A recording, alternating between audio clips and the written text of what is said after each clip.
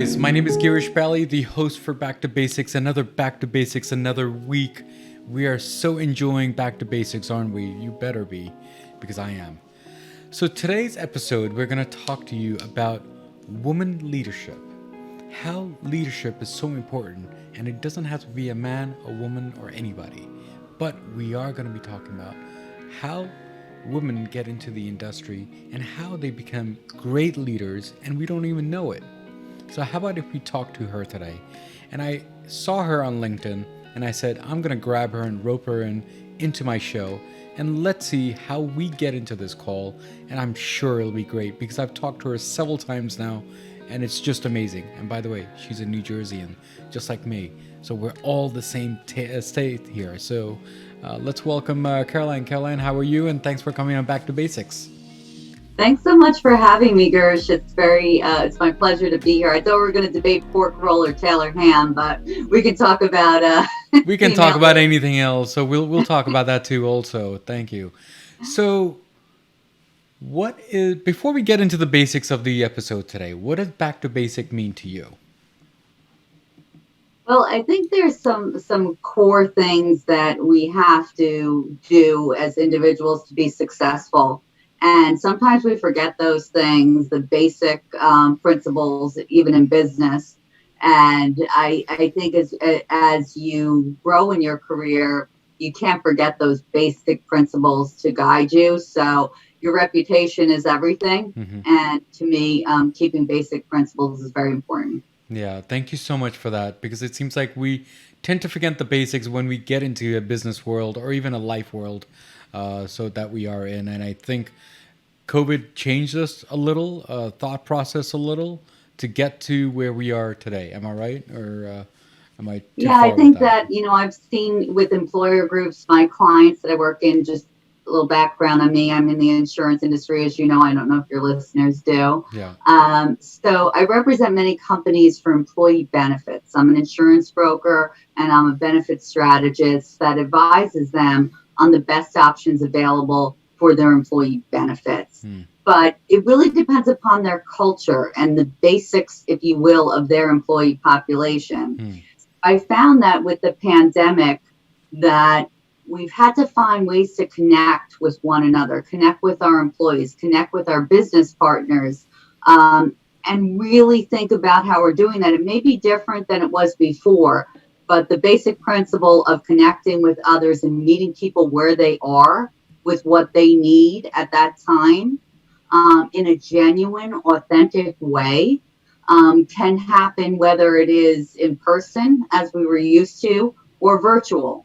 And connecting with your employees, employers struggled during the pandemic to find ways to connect, retain, maintain a culture of their organization when the employees may be working from home and have no contact with one another because of, the environment certainly that we're in. So. Yeah, definitely. I think during these times, I think we're definitely more connected. I'll tell you that.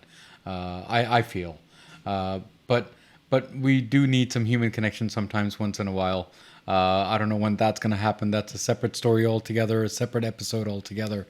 So thank you so much for that. And thanks for coming on Back to Basics and make my day brighter and you being here. So thank you again. So tell me about you and tell me, why do you think I brought you into this episode? Let's twist that around and you tell me. How about that? I'm not quite sure. I think I am very active on LinkedIn. I'm involved. I'm a female leader in business. I'm on the board of Executive Women of New Jersey.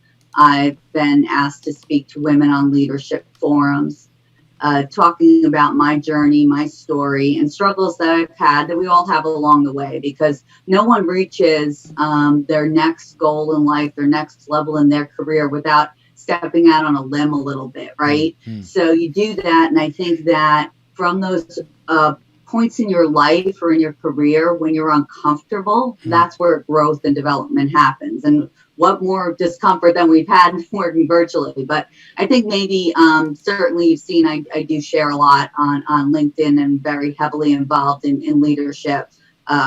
Through that organization, I was former president of a charitable organization and an association for my industry amongst my peers. I was president and now sit on a national board for the Association of Health Underwriters, which is certainly something that I'm very passionate about. Yeah, it seems like you've done a lot and you still have a long way to go. So, congratulations on whatever you have done so far. You should be definitely proud of what you did so far on that. So, Carol, let me ask you this. Now, regarding what we have gone through in the last maybe whatever months we have had COVID and the pandemic, how is it different on the workspace and the workforce in the insurance industry today?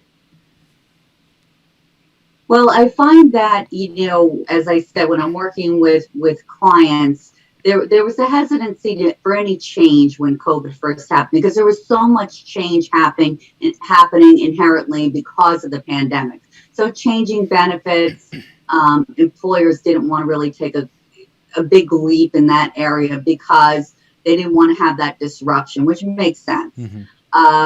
But by the same token, they were looking for ways to expand benefits. Mm-hmm.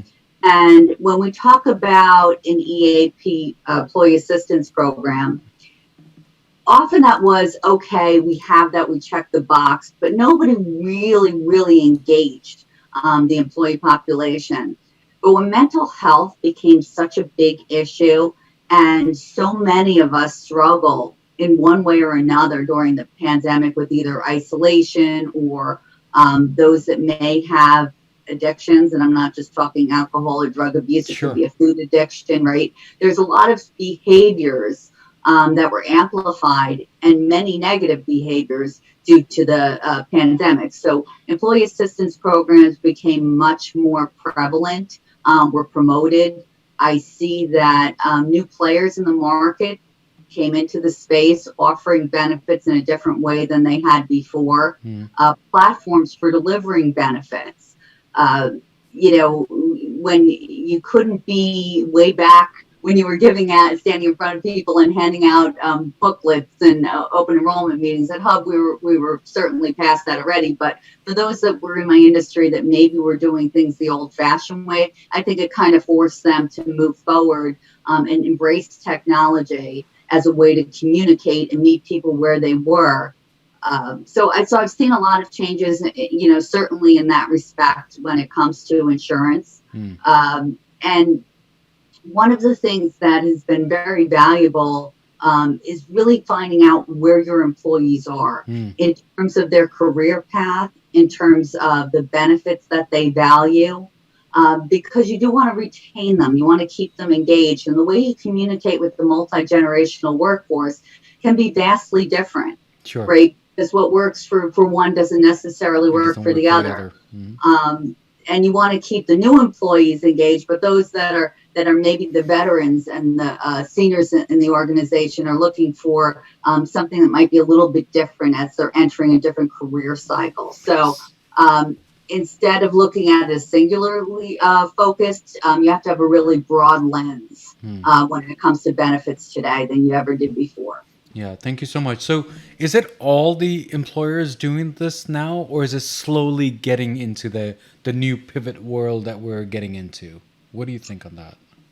Well, I like to really, instead of saying it's a one-size-fits-all approach, I really like to get an idea of the culture of the organization and use some data analytics to take that deeper dive, if you will. Mm-hmm. I find that's happening with larger companies. When you're a small mom and pop operation, you're just trying, especially during the pandemic, you were just trying to get by, right, and keep your business afloat. But larger organizations had a little bit different challenges, and they had the scope or the breadth of the organization that they could embrace that and maybe look at it, as I said before, with a different lens than they did. So thank you so much, by the way, on that. So maybe I could be wrong, it's just a question here. So for example, like the insurance industry that you're in, and then there's accounting firms.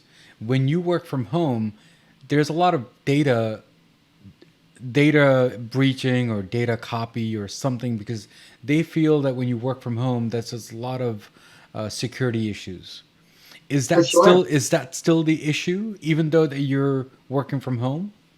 Well, I think you have to make sure you have cybersecurity is a huge, huge issue today, and Yeah, companies have to certainly take a look at that. And you need to have the protections in place. You need to have the trainings. We have quarterly security awareness trainings. I would recommend that you require your employees to take that because there's always different threats emerging in that area, and you need to be aware of it because it could be something that seemingly innocent. And if you were not exposed to it, you might make a mistake, and that could be have drastic consequences. So I think that companies were always looking at that, but from working from home, to your point, it's even more so, right? You have to protect not only the devices, but how sure. your the files that you open, how you transmit information, especially in the healthcare industry. We work with a lot of sensitive data, protected Sure. data. We don't want that personal data shared in any way and jeopardize or put our clients or their employees at risk, of Yeah, course. yeah, definitely. Thank you so much for that. So, when I think of insurance industry, I think of HIPAA laws. Am I wrong in that, or is that right? No, there are HIPAA laws that would pertain So, to insurance. Yes. okay, so the reason why I asked that question is back in my technology days, when I used to work in the healthcare department, Okay. there was a lot of pushback to the technology department saying that we're not going into electronic scanning. Now, this was many moons ago. So, do you think that HIPAA laws are kind of changing to the new technology world that we live in today? I think that there are agreements that are signed and protections and protocols that are in place that keep evolving, updating to embrace the new threats that are emerging in the market. So yes, it's still a big issue. I think it grows more and more each day. You're always hearing about a cyber breach somewhere. In even large companies, hospital systems, it's definitely there. And the only thing that you really can do, I mean, certainly you want to have protection for your business, but the only other thing I would say that you really can do is make sure you provide that adequate training and That's right. protocol That's right. that you're prepared, and if something does happen, that you react right away to make sure you can mitigate whatever that exposure is. Yeah, Um, definitely. I mean, when I got some cybersecurity training years ago, uh, the first thing what they say is yes, the company's going to do whatever they can to do cybersecurity, but I think you yourself are the firewall. So you your self need to train yourself to not click on this and delete this and all that stuff. So just beware of that, guys. So on that part, thank you so much for that. So regarding the new benefits and all that stuff, do you think that we're getting a little more lenient on that? The reason why I say that is schools, they have a tough time with these whole pandemic stuff. And they have told teachers that at least once every quarter they'll go to a massage parlor to get a spa done because they're mental and stress, body stress. yeah, Do you think is that the new trend? And that was just one example. I mean, I'm pretty sure there right. might be other examples. So you tell me on Yeah. that part. I see that, things that people might have said, oh, that was like not I don't know. I don't even know the right phrase to use, but probably not the norm, or maybe wasn't spoken about today is, mental health challenges, Yeah. certainly. Companies having a gratitude challenge where you'd have a gratitude journal, which definitely not only promotes better well-being within yourself, but throughout the organization. Physical challenges, a walking challenge. There might be a night where you're cooking together or something to build that team atmosphere. So there's a lot of things that those little perks that it wasn't, as I mentioned before, with an employee assistance program, weren't thought about as the value that it truly is, right? And, Hmm. and today, I think we recognize that because you come to work as a better person mentally, physically, emotionally, Hmm. right? Then it benefits everyone. There's so many studies that show even being present, being mindful, meditating, So meditation is much more accepted because it brings better mindset. You're more critical thinker, Hmm. and I think that as we move through the pandemic, there have been some pandemic positives, and I think that certainly is one of them. And people aren't ashamed to say, "Hey, I'm suffering. I'm not feeling that great. I want to reach out and get some help." And the EAPs that might have been just a value add on to the life insurance policy or the dental policy that came as a perk when you placed your business with that insurance carrier. Now they're fully expanded into sessions and seminars and resources that are there for employees at the times that they need them, and promoted in much more, which I applaud employers for doing that much more today than they ever were. Yeah, thank you so much. Because there's a friend of mine who actually works for a pharmaceutical, and every Friday well, I mean, for the summer hours, but every Friday they leave at 12, because I Nice. think they feel that I shouldn't say clients, I should say employees, right? Employees, they have a hard time staying at home with the kids and doing all that stuff that they do, including the 9 to 5 job that they do. So I think it's a Right. mental, what is it, rest day or something like that. I think Yeah. that's what they call it. Mental Uh, health day. Mental health day, right? So do you think that's the new norm? I mean, that's just summer hours, but do you think that's going to be the new normal? I do find that it's so interesting that you brought that up. I have a large client that they were trying to figure out what are we going to do because they were struggling a little bit with retention with employees. And they've been looking to figure out ways to bring more value. Yeah, And one of the things that they did was because they were going to say, oh, we had a great year, we're going to give them another vacation day. yeah, And then it was, well, you know what? Half of them don't take all their vacation time anyway, that's right. So, or one of the bad sides of the pandemic is we're always on, right? You always have your laptop, you have your phone. That's right. Sometimes we're challenged with separating business versus our personal life. Hmm. But what they said, we're going to take a day and we're going to close the office down. So they took a Friday, and so nobody in the office was emailing each other because the office was closed. They advised all of their vendors, their clients, that they were going to be closed. So it was a nice day for them to connect, have the day off, and do something just for them without feeling that they had to constantly be connected. And there, I think too, not checking in as employees as much. There's more of a trust now that we've learned as employees are doing their job. They're getting the work done. It doesn't have to be within 9 to 5 hours, Right. and giving employees flexibility and the respect, knowing that they're going to do their job and they're performing as long as they're meeting their tasks. That's really a great incentive, and that's a great way to retain employees too, because they feel that okay, now it's not there's this give and take, and I feel like it's my employer or boss is more approachable Hmm. when I might need something or I need to step away. And so if they get the job done, in my opinion, when anybody that's worked for me, if you get the job done, that's fine with me. As long as you're there when our customers need you, that's fine. If you need to step away, I understand that too. Yeah, there's very few employees think that way, the way we think, because that is the new normal. You and I are very fortunate that we work in the environment that we can work remotely.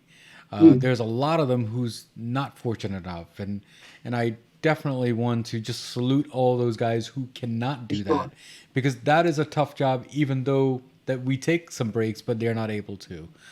So that's just my thought process on that Yeah. part.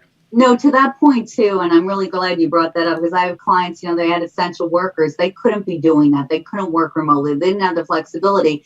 And that was hard for them to see too, right? Because when you have friends, family that maybe has the flexibility and you don't, it's really frustrating. So they thought of incentives at work. There were certainly every lunch and every dinner was brought in and paid for just to make sure that they were showing how appreciative they were that they showed up for work. Yeah, yeah. Thank you so much for that. Now, the next question I have for you is that what information is the market looking for when building a portfolio for benefits? Well, really what I normally do is we have a proprietary persona analysis. So I not to plug my company out, but Sure. that's who I work for. Sure. But we take the data of the employees and we run it through our proprietary system, and then we deliver an explanation of this is what these employees were looking for based upon their demographics. These are, some might have food insecurity, may have trouble paying rent. We can gather data on that. We can show you benchmarking compared to where you are with your peers. So I think when getting down to your question, I find that employers are looking for data.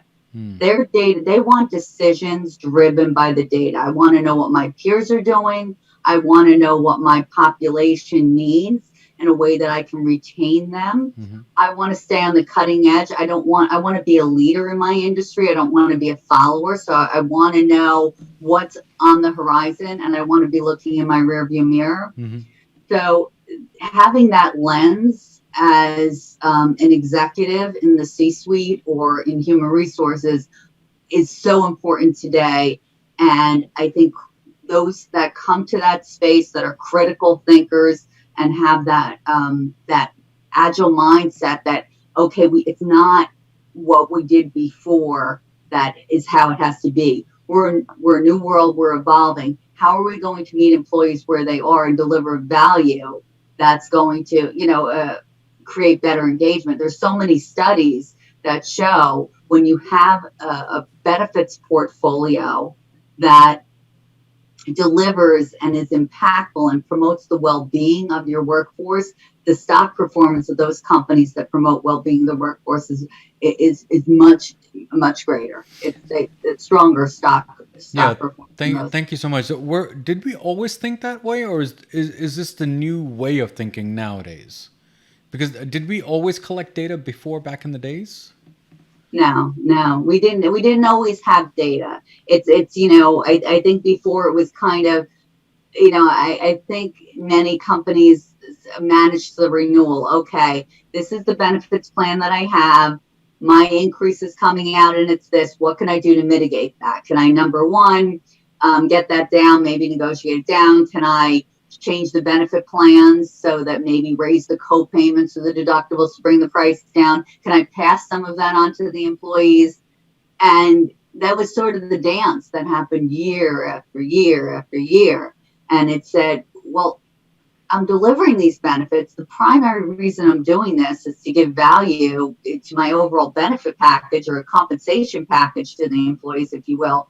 And if it comes off as a negative, what are you taking from me in terms of my benefits, or what are you charging me more for? Am I really accomplishing that goal? And those in human resources, they really want to make an impact, and they did get into human resources not to be that type of person. That's right. They want to deliver value, and they want to be there for their employees, or get their that's typically why they entered that field.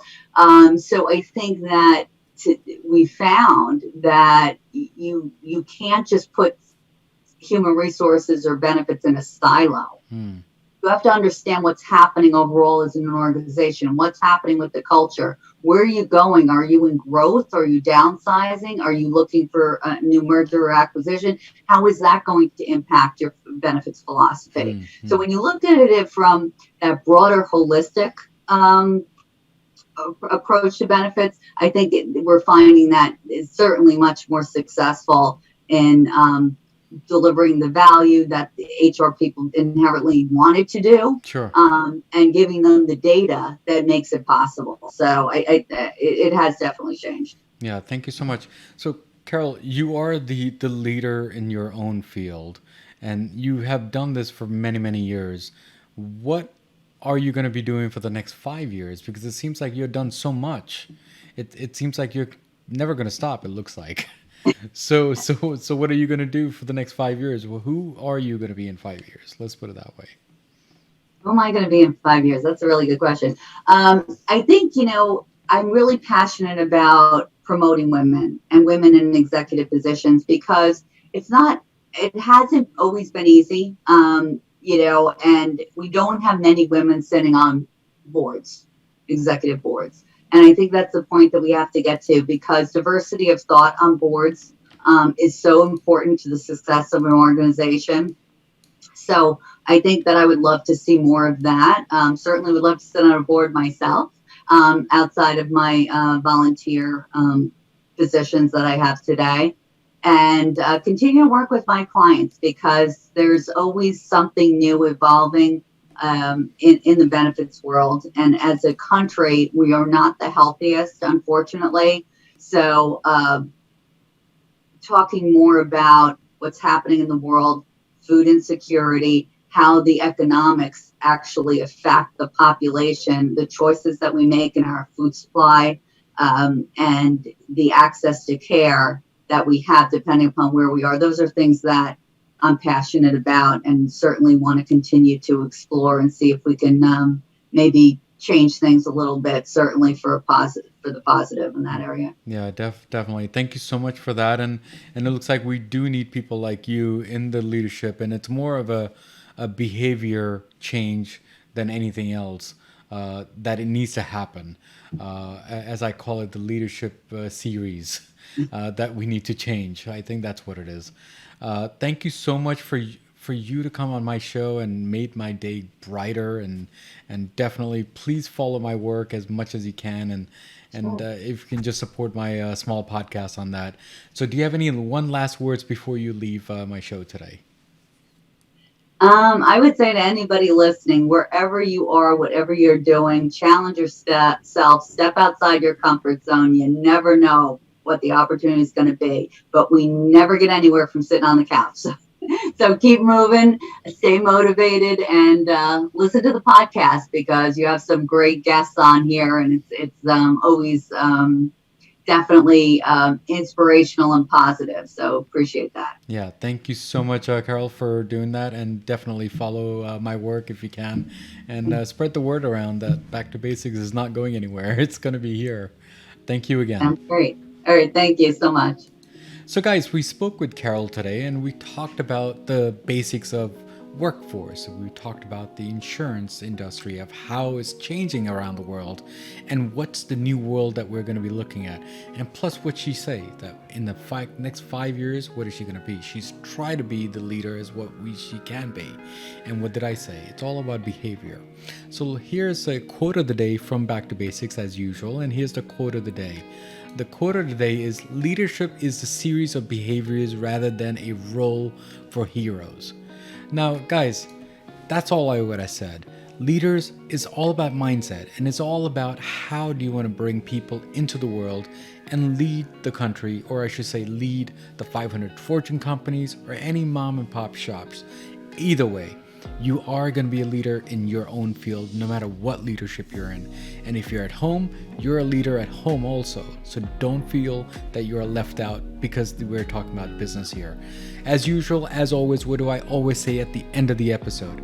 Everything in life goes back to basics, and that's what we did today, guys. Guys, take care. God bless. Keep on commenting me each way, ugly, bad, whatever. Just comment and give me feedback. If it's bad feedback, I will make sure that my show will be content, will be great, and of course guests will be awesome, and definitely the host is going to be awesomest. So guys, take care, God bless, and I'll see you next week. That's what I said really drove me growing up as well. It was that problem-solving nature, picking things apart and figuring out how things worked and how to make them better. So that, to me at least, that's what STEM is. And it doesn't have to be in engineering, doesn't have to be in technology. I think it can come in any form. I think people who even are artists are some of the biggest problem solvers in the world, trying to communicate a message on a canvas that in itself is problem solving. So I think STEM exists everywhere. Yeah. Thank you so much, by the way, for that.